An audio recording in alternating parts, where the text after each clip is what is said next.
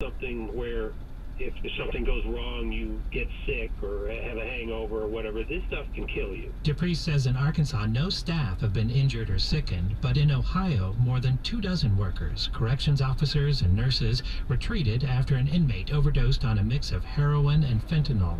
That incident happened yesterday at the Ross Correctional Institution near Columbus. The investigation into that case continues.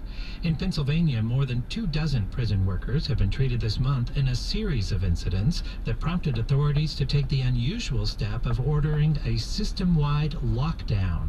While the investigation continues, K2 and other drugs appear to be the problem.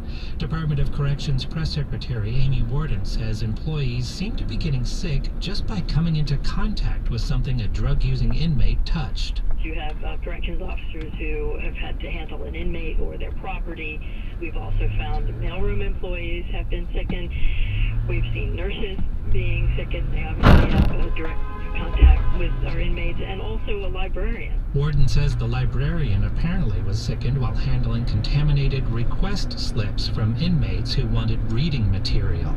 Warden says the goal of the system-wide lockdown is to stop drugs from flowing into the prisons and to get better equipment, such as higher quality gloves for staff to use. And also know how to properly don them so that you're not touching your face, or you're not contaminating somebody else or something else or yourself.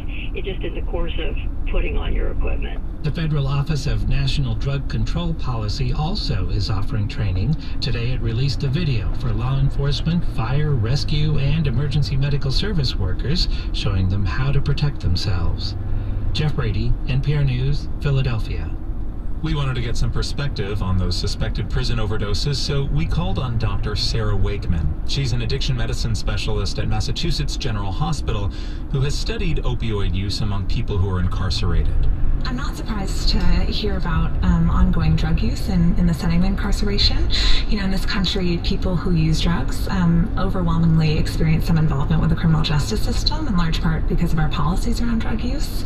If you look at some estimates, as many as 85% of prisoners are in some way substance related in terms of the reason for their incarceration. And the rates of opioid use disorder and of all types of substance use disorder are much, much higher behind bars. And we often don't offer any sort of treatment, or certainly not effective treatment. And so, unsurprisingly, when you don't offer effective treatment for someone with severe addiction, people often find a way to continue to use drugs. You say they often find a way to continue to use drugs. How difficult is